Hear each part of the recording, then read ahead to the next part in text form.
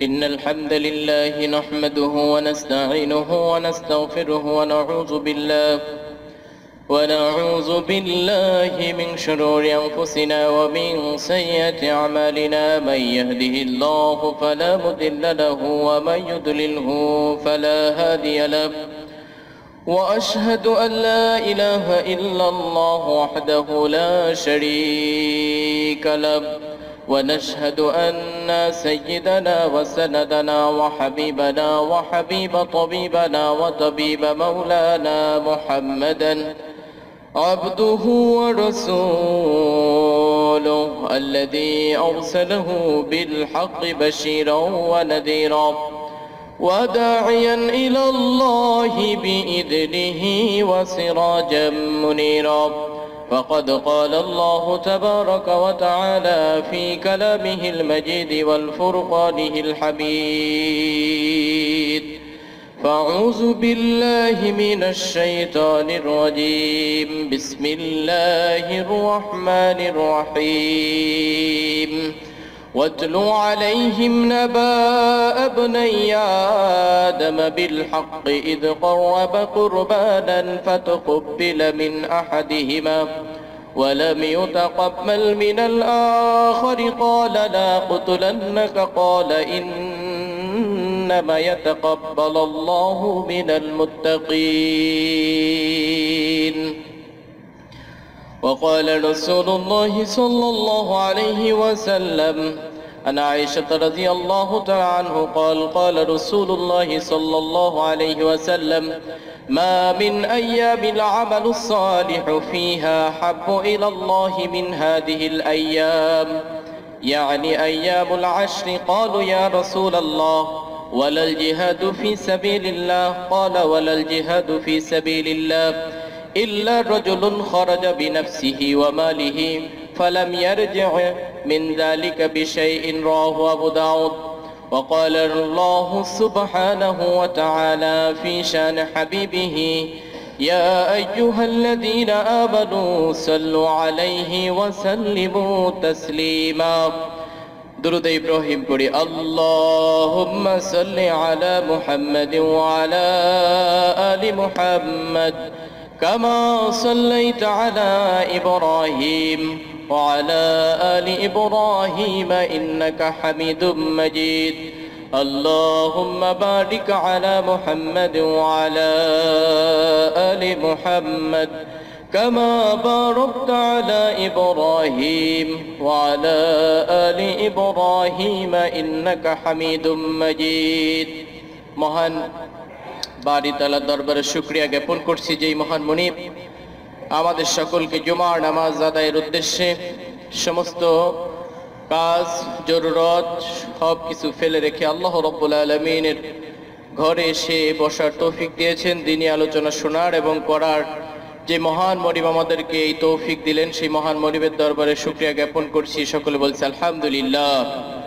প্রিয় উপস্থিতি, আল্লাহ রাব্বুল আলামিন আমাদেরকে এই যে তৃতীয়বারের করোনার যেই আবির্ভাব পরিস্থিতি, ভয়াবহ পরিস্থিতি যাচ্ছে, তার ভিতরেও যে আল্লাহ রাব্বুল আলামিন আমাদের সকলকে সুস্থ রেখেছেন, আমাদেরকে সুস্থ রেখে এখন আল্লাহ রাব্বুল আলামিনের হুকুম পালন করার তৌফিক দিয়েছেন, এজন্য আবারও দিল থেকে শুকরিয়া জ্ঞাপন করছি। সকলে বলছি আলহামদুলিল্লাহ। প্রিয় উপস্থিতি, আমি আপনাদের সামনে কোরআনুল কারীমের সূরাতুল মায়েদার ৫ম নম্বর সূরার ২৭ নম্বর আয়াত পাঠ করেছি। রাসূল সাল্লাল্লাহু আলাইহি ওয়াসাল্লামের মুখ নিঃসৃত স্বর্ণবাণীর ভিতর থেকে আবু দাউদ শরীফের ভিতরে একটা হাদিস পাঠ করেছি। আল্লাহ রাব্বুল আলামিন যেন এই হাদিস এবং কোরআনের আয়াতের আলোকে কিছু গুরুত্বপূর্ণ, নসিহতপূর্ণ, ফায়দাজনক কথা বলার তৌফিক দিক। সকলে বলি আমিন। প্রিয় উপস্থিতি, আমাদের সামনে সকলেই আমরা অবগত আছি যে কোরবানি খুবই নিকটবর্তী, কাছাকাছি আমাদের চলে এসেছে। যদিও কোরবানির যে ইমেজ, আমেজ, আনন্দ, সেগুলো এই করোনার কারণে ম্লান হয়ে গিয়েছে। গরু কিনা, হাটে যাওয়া, এই যে একটা আনন্দ ছিল, সেটা এই বৈশ্বিক মহামারীর কারণে আমাদের থেকে সে আনন্দটা প্রায় হারিয়ে গেছে। তবুও আল্লাহ রাব্বুল আলামিনের হুকুম বিধান আমাদের পালন করতে হবে। যথাসম্ভব সামাজিক দূরত্ব, স্বাস্থ্য বিধি বজায় রেখে আমাদের কার্যক্রম পরিচালনা করতে হবে। সেই আলোকেই আমি আপনাদের সামনে কোরআনুল কারীমের আয়াত পাঠ করেছি, রাসূল সাল্লাল্লাহু আলাইহি ওয়াসাল্লামের হাদিস পাঠ করেছি। আমরা সর্বপ্রথম কোরবানির ইতিহাস সম্পর্কে সামান্যতম আলোকপাত করব। এরপরে কোরবানি আমাদের উপরে হুকুম কি এ বিষয়ে একটু আলোকপাত করব। এরপরে কোরবানির ফজিলত কি এ বিষয়ে আলোকপাত করব। এই সামান্য ছিটেফোঁটা আলোকপাতের ভিতর দিয়ে আমরা কোরবানির মহত্ব এবং গুরুত্ব এবং তাৎপর্য বোঝার চেষ্টা করব। আমা তাওফীকি ইল্লা বিল্লাহ। সর্বপ্রথম কোরবানি শব্দের শাব্দিক অর্থ বিশ্লেষণ করলে দেখা যায় কোরবানির আরবি শব্দ হচ্ছেন কোরবান, অর্থাৎ নিকটবর্তী হওয়া, নৈকট্য হাসিল করা। আজকে তো আপনার ওয়াজ মুখস্থ শোনানোর কথা, আপনি আজকে শুরুতেই ঘুমাই গেলেন, হবে না? নেই তো কোরবানি এটা আল্লাহ রাব্বুল আলামিন নৈকট্য হাসিল করার একটা মাধ্যম। কোরবান শব্দ থেকে কোরবানি এসেছে। কোরবান তাকে বলা হয় অর্থাৎ যেই আমলটা আল্লাহ রাব্বুল আলামিনের নৈকট্য হাসিল করার জন্য যেই আমল করা হয় তাকেই কোরবান বলা হয়। সেই শব্দ থেকে কোরবানি এসেছে। যেহেতু কোরবানির পশু উৎসর্গ করার মাধ্যমে আল্লাহ রাব্বুল আলামিনের হুকুম বিধান পালন করার মাধ্যমে, আল্লাহর হুকুম মানার মাধ্যমে আমরা আল্লাহর নৈকট্য হাসিল করতে পারি, সেজন্যই কোরবানি বলা হয়েছে। এটা বিভিন্ন নবীদের বিভিন্ন সিস্টেমে কোরবানি ছিল। হযরত আদম আলাইহিস সালাম থেকে এই কোরবানির ইতিহাস শুরু হয়েছে।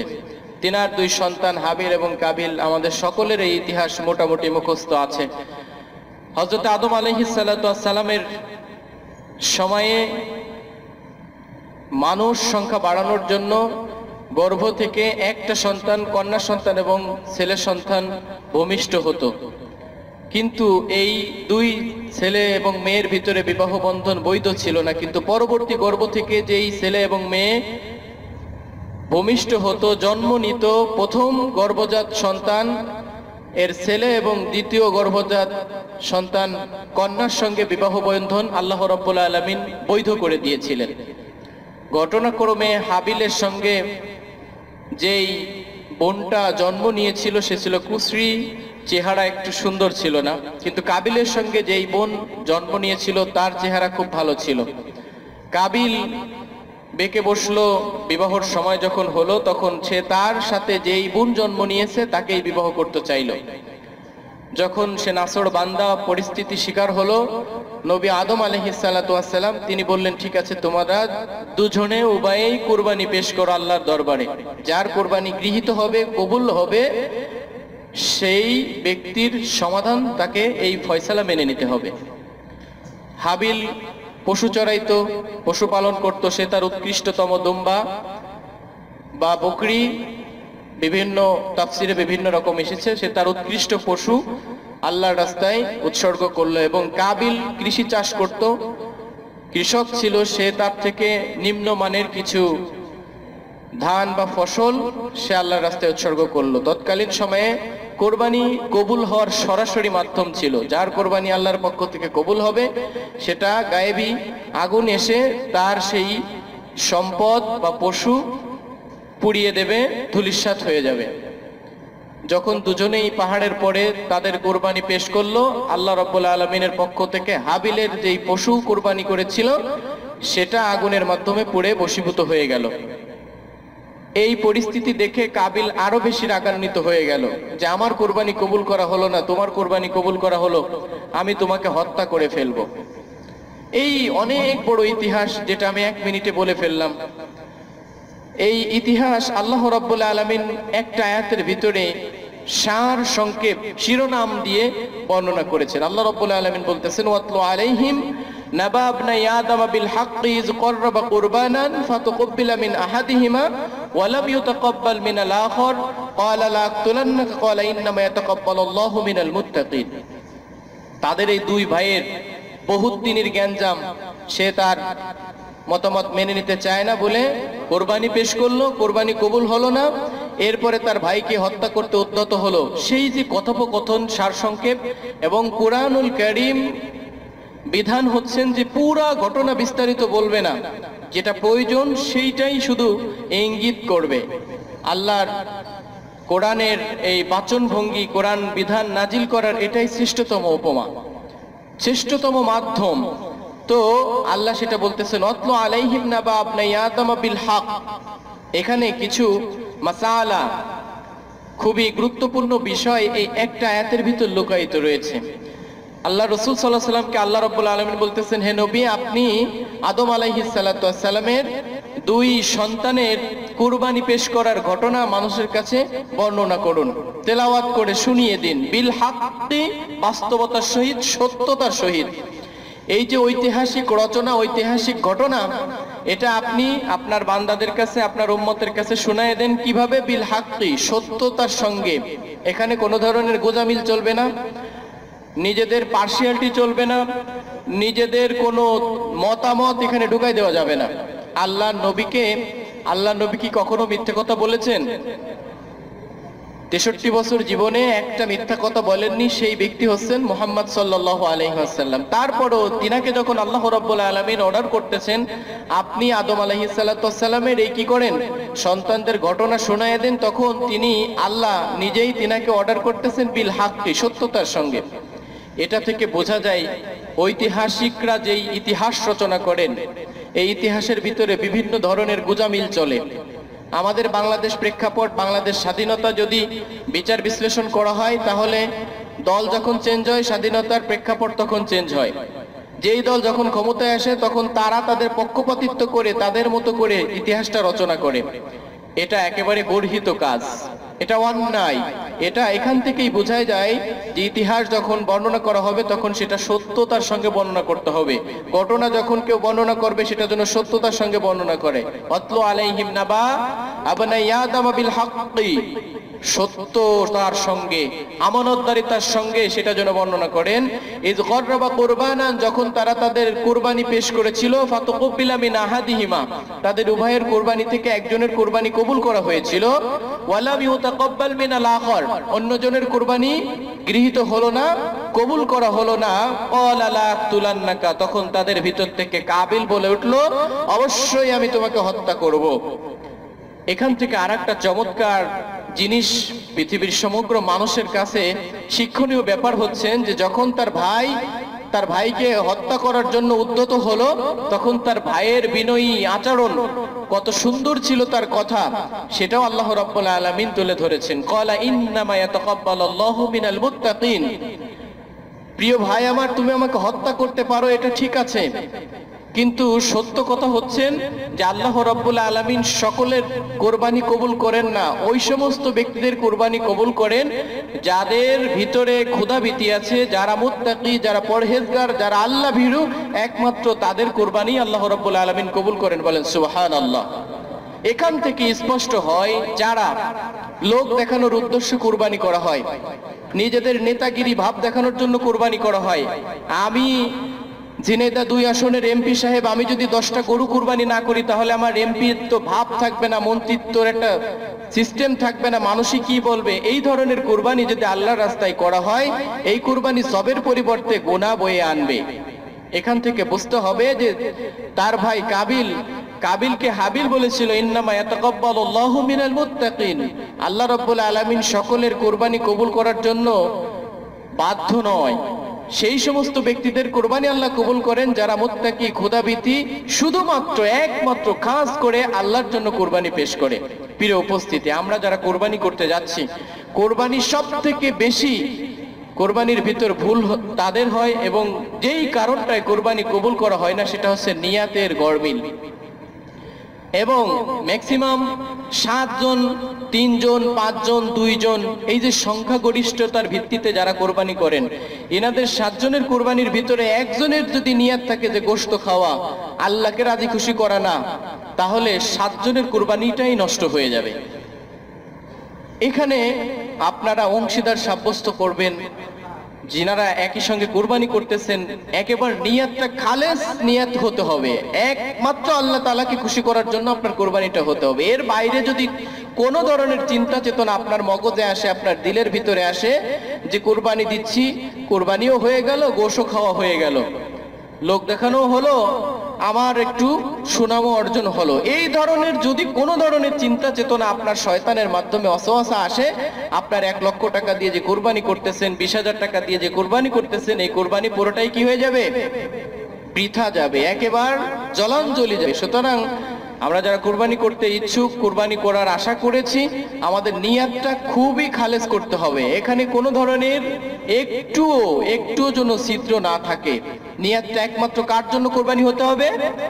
আল্লাহর জন্য, একবারে খাঁটি আল্লাহর জন্য কুরবানি হতে হবে। এর বাইরে কিছুই করা চলবে না, কোনো নিয়াত চলবে না। ঠিক আছে, সবাই রাজি আছি তো ইনশাআল্লাহ? তো যখন তার ভাই কাবিল হাবিলকে হত্যা করে ফেললো, এর ভিতরে অনেক ঘটনা। হত্যা করে সে হতবিহ্বল হয়ে পড়লো যে কি করবে এখন, এই পরিস্থিতি হয়ে গেল।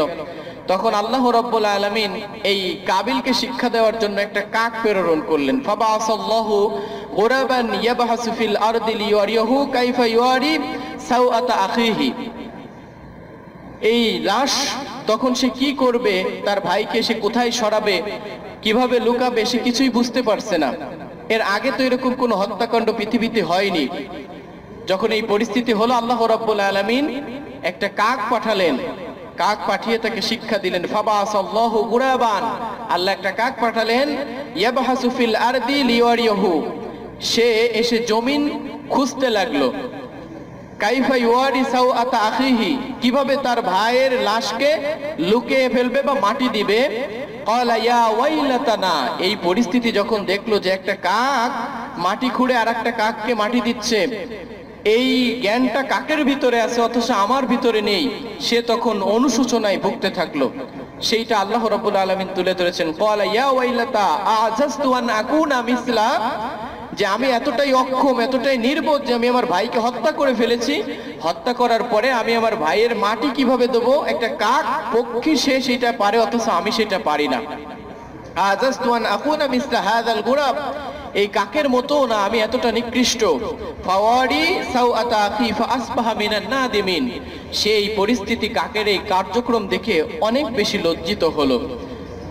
হাদিস শরীফে আছে, ইতিহাস বলে পৃথিবীতে যত অন্যায়ভাবে হত্যাকাণ্ড সংগঠিত হবে, সমস্ত হত্যাকাণ্ডের একটা পার্সেন্টেজ এই কাবিলের নামে যাবে, কারণ সে সর্বপ্রথম অন্যায়ভাবে হত্যা করেছে। আল্লাহ রাব্বুল আলামিন কোরআনের অন্য আয়াতের ভিতরে বলেছেন যে অন্যায়ভাবে কোনো ব্যক্তি যখন একটা মানুষকে হত্যা করে, ন্যায়ভাবে না অন্যায়ভাবে, সে কেমন যেন পুরা মানুষ জাতিকে হত্যা করলো। আল্লাহ রাব্বুল আলামিন মানব জাতির জন্য ইসলামে এত চমৎকার সিকিউরিটি দিয়েছেন যে অন্যায়ভাবে একটা মানুষকে হত্যা করা তার মানে হচ্ছে পুরা সমগ্র মানুষ জাতিকে হত্যা করা, আর একটা মানুষকে এইভাবে বাঁচিয়ে দেওয়া তার মানে হচ্ছে সমগ্র জাতিকে বাঁচিয়ে দেওয়া। আজকে সমাজে টুকিটাকি কথা না কথায় মানুষকে হত্যা করা হচ্ছে, কিশোর গ্যাং, এই গ্যাং সেই গ্যাং, কত অন্যায়ভাবে মানুষকে হত্যা করা হচ্ছে। এটা বড় গর্হিত কাজ এবং অন্যায় কাজ। এবং এই যত হত্যা পৃথিবীতে হবে কিয়ামত পর্যন্ত, প্রত্যেকটার একটা ভাগ এই কাবিলের নামে যাবে। আল্লাহ রাব্বুল আলামিন এই জঘন্যতম অপরাধ থেকে আমাদের সকলকে বেঁচে থাকার তৌফিক দিক, সকলে বলে আমিন। প্রিয় উপস্থিতি, এটা ছিল আদম আলাইহিস সালাতু ওয়াস সালাম থেকে কুরবানির উৎপত্তি ইতিহাস। এরপরে আমরা যে কুরবানি করি সেটা হচ্ছেন পিতা এই হযরতে ইব্রাহিম আলাইহিস সালাতু ওয়াস সালাম থেকে শুরু হয়েছে। সুন্নতে ইব্রাহিম, এটার ইতিহাস আরো অনেক বড়, আমরা সামনের জুমায় এই ব্যাপারে আলোচনা করব। আর এই কুরবানিটা হচ্ছেন আমাদের জন্য, কারোর জন্য নফল, কারোর জন্য ওয়াজিব। কার উপরে কুরবানি করা ওয়াজিব? যেই ব্যক্তির উপরে জিলহজ মাসের 10 তারিখ, 11 তারিখ এবং 12 তারিখে নিসাব পরিমাণ টাকা থাকে, অর্থাৎ 52 তোলা রৌপ্যর সমপরিমাণ টাকা যদি কারোর কাছে থাকে, বা রৌপ্য অথবা টাকা, ক্যাশ টাকা অথবা স্বর্ণ রৌপ্য মিলায়ে অথবা ক্যাশ টাকা মিলায়ে 60-65 হাজার টাকা যদি কারোর কাছে থাকে জিলহজ মাসের 10 তারিখ, 11 তারিখ, 12 তারিখ, তাহলে ওই ব্যক্তির উপরে কুরবানি করা ওয়াজিব। সেই ব্যক্তি যদি কুরবানি না করে তাহলে সে অবশ্যই ওয়াজিব তরকের গুনাহগার হবে। প্রিয় উপস্থিতি, আমাদের সমাজে এরকম অনেক লোক আছে যাদের কাছে 60-70 হাজার টাকা কন্টিনিউ থাকে এবং আছে। জাকাতের জন্য বিধান হচ্ছেন 1টা বছর অতিবাহিত হতে হবে, আর কুরবানির জন্য 1 বছর অতিবাহিত হতে হবে না। এই সম্পদটা যদি আপনার ওই দিন সকালে আপনার কাছে থাকে 60 থেকে 65 হাজার টাকা, তাহলে আপনার উপরে কোরবানি করা ওয়াজিব, আপনাকে অবশ্যই কোরবানি করতে হবে। প্রিয় উপস্থিতি, এটা ঈমানের ব্যাপার যে 20,000 টাকা দিয়ে 10,000 টাকা দিয়ে আমি কোরবানির ভাগী হব, দরকার কি? শুধু শুধু টাকা খরচ, বিষয়টা এমনটা না। আল্লাহ রাব্বুল আলামিন বিধান ওয়াজিব করেছেন, আমাদের ওয়াজিব অবশ্যই পালন করতে হবে। এবং এই কোরবানি করলে অনেক সওয়াব রয়েছে। রাসূল সাল্লাল্লাহু আলাইহি ওয়াসাল্লাম বলতেছেন, যেই ব্যক্তি এমন মানে কুরবানির দিন সকালবেলা ওই আমল থেকে উত্তম আমল কিছু হতে পারে না, সেটা হচ্ছে আল্লাহর রাস্তায় রক্ত প্রবাহিত করা, অর্থাৎ কুরবানি করা। রাসূল সাল্লাল্লাহু আলাইহি ওয়াসাল্লাম বলতেছেন, আন যায়েদ ইবনে আরকাম রাদিয়াল্লাহু তাআলা আনহু قال قال اصحاب رسول الله صلى الله عليه وسلم يا رسول الله ما هذه الاضحى। সাহাবীদের ভিতর থেকে এক সাহাবী এসে আল্লাহ রাসূল সাল্লাল্লাহু আলাইহি ওয়াসাল্লামকে জিজ্ঞাসা করতেছেন, ইয়া রাসূলুল্লাহ, এই যে কুরবানি, এই কুরবানিটা কি? আসলে এটা তো আমি বুঝতে পারছি না, এটা কি একটু বলুন। ক্বালা সুন্নাতু আবিকুম ইব্রাহিম, এটা আমাদের পিতা ইব্রাহিম আলাইহিস সালাতু ওয়াস সালামের আদর্শ সুন্নাত। তিনি বললেন, ক্বালু ফামা লানা ফিহা ইয়া রাসূলুল্লাহ, পিতা ইব্রাহিম আলাইহিস সালাতু ওয়াস সালামের আদর্শ, কিন্তু আমাদের জন্য এটার ভিতরে কি কোনো সওয়াব আছে? আমাদের জন্য এটার বিষয় করণীয় কি? ক্বালা রাসূলুল্লাহ সাল্লাল্লাহু আলাইহি ওয়াসাল্লাম ক্বালা বিকুল্লি শাওরাতিন হাসানাতুন, যে অবশ্যই এর ভিতরে অসংখ্য সওয়াব রয়েছে, নেকি রয়েছে, কল্যাণ রয়েছে। ক্বালু ফাসুফু ইয়া রাসূলুল্লাহ, রাসূল সাল্লাল্লাহু আলাইহি ওয়াসাল্লামকে আবার সাহাবী জিজ্ঞাসা করলেন যে এই যে পশু কুরবানি করা হয়, এই পশুর প্রত্যেকটা লোমের কি সওয়াব রয়েছে? ক্বালা বিকুল্লি শা'রাতিন মিনাস সুফি হাসানাতুন, হ্যাঁ অবশ্যই যেই পশু কুরবানি করা হয় সেই পশুর প্রত্যেকটা লোমের পরিবর্তে এক একটা করা নেকি, এক একটা করে সওয়াব ওই ব্যক্তির নামে লিখে দেওয়া হয়। বলেন সুবহানাল্লাহ। প্রিয় উপস্থিতি, তাহলে আমরা যদি খালেস নিয়তে আল্লাহর জন্য কুরবানি করতে পারি তাহলে অসংখ্য সওয়াব রয়েছে। وعن ابن عباس رضي الله تعالى عنه قال قال رسول الله صلى الله عليه وسلم ما من ايام العمل الصالح فيها حب الى الله من هذه الايام।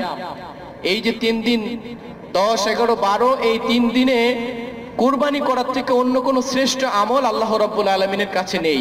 অর্থাৎ কুরবানি করাই আল্লাহর কাছে সবথেকে উৎকৃষ্টতম আমল এবং আল্লাহর কাছে পছন্দনীয় আমল। ইয়ানি আইয়ামিল আশরি, 10 তারিখ।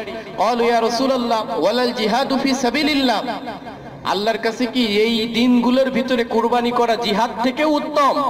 আল্লাহ রাসূল বললেন ওয়ালাল জিহাদু ফি সাবিলিল্লাহ, হ্যাঁ হ্যাঁ, আল্লাহর রাস্তায় জিহাদ করার থেকেও বেশি পছন্দনীয় আমল হচ্ছেন এই দিনে কুরবানি করা, আল্লাহর রাস্তায় কুরবানি করা। ইল্লা রাজুলুন খরাজা বিনাফসিহি ওয়া মালিহি ফালাম ইয়ারজি মিন যালিকা বিশাইইন, কিন্তু আল্লাহ রাসূলের পরে বললেন, হ্যাঁ ওই ব্যক্তির থেকে উত্তম না যেই ব্যক্তি তার জান এবং মাল নিয়ে আল্লাহর রাস্তায় জিহাদে বেরিয়ে গেছে এবং তার সম্পদও শেষ হয়ে গিয়েছে, আল্লাহর রাস্তায় সে শহীদও হয়ে গিয়েছে, সেই ব্যক্তি এইটার থেকে উত্তম। বলেন সুবহানাল্লাহ।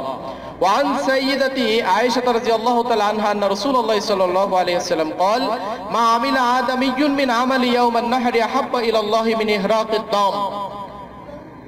10 তারিখ জিলহজের 10 তারিখে আল্লাহর কাছে সবথেকে বেশি পছন্দনীয় আমল, ভালোবাসার আমল হচ্ছেন আল্লাহর রাস্তায় রক্ত প্রবাহিত করা, অর্থাৎ কুরবানি করা, জবাই করা, পশু জবাই করা। ইন্নাহু লা ইয়াতি ইয়াউমাল কিয়ামাতি বিকুরুনিহা ওয়া শাআরিহা ওয়া আজলাফিহা, কেননা এই কুরবানির পশুর শিং এবং তাদের হাড্ডি এবং তাদের খুর সহ কাল কিয়ামতে ওই কুরবানিকারী ব্যক্তিকে সহযোগিতা করার জন্য কিয়ামতের দিন সবকিছুর সঙ্গে হাজির করা হবে। وأن الدم لا يقع من الله بمكان قبل أن يقع من الأرض। আল্লাহ রাসূল সাল্লাল্লাহু আলাইহি ওয়াসাল্লাম বলতেছেন, যেই ব্যক্তি কুরবানি করে খালেস নিয়তে আল্লাহর জন্য, তার কুরবানির পশু রক্ত জমিনে পৌঁছাইতে পৌঁছাইতে আল্লাহ রাব্বুল আলামিনের দরবারে সেটা কবুল হয়ে যায়। সুবহানাল্লাহ। ফাতিহু বিহা নাফসান, অর্থাৎ সেই ব্যক্তির কুরবানিটাই আল্লাহর দরবারে কবুল হবে যার কুরবানিটা স্বয়ং আল্লাহর জন্য হবে, লোক দেখানোর জন্য হবে না। গতানুগতিক কুরবানি করতে হয়, গোশ খেতে হবে না, গোশ কিনতে হবে না, এরকম নিয়ত যাদের থাকে না, তাদের কুরবানিটাই কিন্তু আল্লাহ রাব্বুল আলামিনের দরবারে রক্ত জমিনে ছোঁয়ার আগেই কবুল করা হয়। আল্লাহ রাব্বুল আলামিন অন্য আয়াতের ভিতরে বলতেছেন, লা ইয়ানালাল্লাহু লুহুমুহা ওয়ালা দিমাউহা ওয়ালাকিন ইয়ানালুহুত তাকওয়া মিনকুম। তোমরা যে পশু কুরবানি করো, এই পশুর রক্ত, মাংস, হাড্ডি গোশত এগুলো আমার দরবারে পৌঁছায় না, কিন্তু তোমাদের মনের ভিতরের যে তাকওয়া, মনের ভিতরের যে ইচ্ছা, মনের নিয়াত, এটা আমি আল্লাহর দরবারে পৌঁছাই। সুতরাং নিয়াতটা আমাদের খালেস করতে হবে। আল্লাহ রাসূল সাল্লাল্লাহু আলাইহি ওয়াসাল্লাম আরেকটা হাদিসের ভিতরে বলেছেন, মা মিন আইয়ামিন আহাব্বু ইলাল্লাহি আইয়ুতাআব্বাদা লাহু ফিহা মিন আশরি জিল হিজ্জা ইয়াদুলু সিয়ামু কুল্লি ইয়াউমিন মিনহা বিসিয়ামি সানাতিন ওয়া কিয়ামি কুল্লি লাইলাতিন মিনহা বিকিয়ামি লাইলাতিল কদরি। অর্থাৎ এই যে জিলহজের 1 তারিখ থেকে 10 তারিখ, জিলহজ মাসের চন্দ্র দেখার পর থেকে 10 তারিখ পর্যন্ত এই সমস্ত দিনগুলিকে আমল করা এবং আল্লাহর দরবারে এত বেশি দামি যে এই দিনগুলো প্রত্যেকটা মুমিন, প্রত্যেকটা মুসলমান যাতে কি করে আমলের ভিতর দিয়ে কাটায়। এটা আল্লাহর দরবারে খুবই দামি দিনগুলি। এই দিনের প্রত্যেকটা দিন রোজা যদি কেউ রাখে তাহলে 1 বছর 1 দিন রোজা রাখলে 1 বছর রোজা রাখার সওয়াব আল্লাহ রাব্বুল আলামিন ওই ব্যক্তির নামে পৌঁছায় দেন। এই সমস্ত রাতের ভিতরে যদি কোনো ব্যক্তি 1 রাত্রে ইবাদত করে, আল্লাহ রাসূল সাল্লাল্লাহু আলাইহি ওয়াসাল্লাম বলতেছেন বিকিয়ামি লাইলাতুল কদরি, তাহলে সে লাইলাতুল কদরের রাতে দাঁড়িয়ে যে আমল করলে যতটা সওয়াব হতো, এই এই জিলহজ মাসের 1 তারিখ থেকে 10 তারিখের ভিতরে এই রাতের ভিতরে যে রাতে কোনো 1 রাতে যদি কেউ ইবাদত করে, তাহলে সেই ব্যক্তির আমল নামায় লাইলাতুল কদরের রাতে দাঁড়িয়ে যে আমল করলে সওয়াব হতো, ওই সমপরিমাণ সওয়াব ওই ব্যক্তির নামে পৌঁছায় দেওয়া হয়। বলেন সুবহানাল্লাহ। এজন্য যখন জিলহজ মাস শুরু হবে, আমাদের হয়তো সোমবার অথবা রবিবার থেকে শুরু হতে পারে, চন্দ্র দেখার পরে নির্ভরশীল, তাহলে আমাদের এই সময়টাতে বেশি বেশি কি করতে হবে? আমল করতে হবে, জিকির আজকার করতে হবে, নফল নামাজ পড়তে হবে, পারলে রোজা থাকতে হবে। এই 10 দিন আল্লাহ রাব্বুল আলামিনের কাছে অধিক বেশি পছন্দনীয়, এই দিনগুলো আল্লাহ রাব্বুল আলামিনের কাছে অনেক বেশি দামি। এই দিনে আমল করলে, রোজা রাখলে 1 বছরের সওয়াব, রাত্রে আমল করলে লাইলাতুল কদরের সমপরিমাণ সওয়াব। তাহলে আমাদের যেহেতু লকডাউন চলতেছে, কাজ কাম নেই, রোজাও রাখতে পারি, রাতের বেলায় আমরা সামান্য আমলও করতে পারি, কোরআন পড়তে পারি, তাসবিহ জিকির আজকার করতে পারি, যা জানি সুবহানাল্লাহ আলহামদুলিল্লাহ আল্লাহু আকবার লা ইলাহা ইল্লাল্লাহু আল্লাহু আকবার, এগুলো আমরা সবাই পারি না? এইগুলো আমরা এই 10 দিন খুব বেশি বেশি পড়ার চেষ্টা করব। আল্লাহ রাব্বুল আলামিন আমাদের সকলকে এই আমলগুলো করার তৌফিক দিক, সকল বলে আমিন। আর যাদের কাছে টাকা আছে, কৃপণতা করেন, এখনো কুরবানি দেওয়ার নিয়াত করছেন না, তারা কুরবানি দেওয়ার নিয়াত করেন। এই করোনা কালে অনেক বড় বড় মানুষ পৃথিবী থেকে বিদায় নিয়েছে। যমুনা ইন্ডাস্ট্রিজ ইনার এমডি সাহেবও মারা গিয়েছেন। যখন মৃত্যু যন্ত্রণায় ভুগতেছিলেন, তখন ডক্টরদেরকে সে বলেছিল যে আমি আমার এই প্রপার্টিজ, অর্থ সম্পত্তি যা কিছু আছে এর অর্ধেকটা লিখে দেব, আমার যে যন্ত্রণা হচ্ছে, এত কষ্ট হচ্ছে, এই কষ্টর তীব্রতা একটু কমাই দিতে পারো তোমরা। প্রিয় উপস্থিতি, আমি আপনিও যে আজকে থাকবো কালকে থাকবো না, কালকে থাকবো আজকে আছি, এরকম না, আমরাও মরে যেতে পারি। যার যতটুকু সামর্থ্য আছে আল্লাহকে খুশি করার জন্য, আল্লাহর নৈকট্য হাসিল করার জন্য সদা সর্বদা আমাদের চেষ্টা করতে হবে। এবং সঠিকভাবে বিবেচনা করবেন বাসায় যে আসলে আমার কাছে 60-70 হাজার টাকা আছে কিনা। অনেকের কাছে আছে যারা কুরবানি দিচ্ছেন না, তারাও চেষ্টা করেন কুরবানি দেওয়ার। আল্লাহ রাব্বুল আলামিনের পথে যদি আপনি খরচ করেন, আপনার দিনের মালের ভিতরে অবশ্যই বরকত দিবে। এটা আমরা বিশ্বাস করি না? কিন্তু বিশ্বাস করার মাত্রাটা আমাদের কম, করি নিভু প্রায়। বিশ্বাসের মাত্রাটা যদি ভালো হতো তাহলে সবাই আমরা কুরবানি করতাম। এবং আল্লাহ রাব্বুল আলামিন আমাদের সবাইকে যেন কুরবানি করার তৌফিক দিক, সকল বলে আমিন। আর একটা ছোট্ট আমল আছে, সেটা হচ্ছেন জিলহজ মাসের চন্দ্র যখন উঠবে, যিনারা কুরবানি দিচ্ছেন এবং যিনারা কুরবানি দিতে পারছেন না, সকলেই আমরা আমাদের এই যে চুল, দাড়ি, নখ এগুলো কাটবো না। কোরবানির দিন শেষে যিনি কোরবানি দিচ্ছেন তিনিও, এবং যিনি কোরবানি দিতে পারছেন না তিনিও, এই কোরবানি করার শেষে আপনি যদি আপনার চুল, দাড়ি, নখ কাটার সবগুলো পরবর্তীতে কাটেন কোরবানি শেষে, তাহলে আপনি একটা কোরবানি দেওয়ার সব আল্লাহ রাব্বুল আলামিন আপনার নামে দিয়ে দিবেন। বলে সুবহানাল্লাহ। এজন্য আমরা এই আমলটা করতে পারি। আর যাদের সামর্থ্য আছে অবশ্যই তারা কোরবানি করবেন। আল্লাহ রাসূল বলেছেন যে ব্যক্তির সামর্থ্য আছে সে কোরবানি করলো না, সেজন্য ঈদগার ময়দানে না আসে। কত বড় দুঃখজনক কথা এবং কত বড় কষ্টের কথা যে যার সামর্থ্য থাকলো অথচ সে কুরবানি করলো না, সেজন্য ঈদগার ময়দানেই না আসে। প্রিয় উপস্থিতি, তাহলে আপনার জন্য কত লজ্জাজনক। আপনি বুঝতে পারছেন যে কোরবানি আমি করতে পারতাম কিন্তু করিনি, তাহলে আপনার ঈদগাহে যাওয়াটাই নিষিদ্ধ। তার মানে এই না যে আপনি যাবেন না, যাবেন। আমার এই কথার পরে যেন আপনি রাগ করে আবার কোরবানির নামাজ ছেড়ে দিয়েন না, ঠিক আছে? আর এই আমলটা, যে আমলটা লাস্টে বললাম, এই যে জিলহজ মাসের চন্দ্র ওঠার আগেই, যেদিন উঠবে তার আগের দিন থেকে কি করবেন, চুল দাড়ি নখ মোষ যা কিছু আসে আমরা এগুলো আর কাটবো না, কুরবানির শেষে এগুলো কাটবো। তাহলে আমরা অনেক বড় একটা সওয়াবের অধিকারী হয়ে যাবো। আল্লাহ রাব্বুল আলামিন আমাদের সকলকে আমল করার তৌফিক দিক, সকলে বলে আমিন।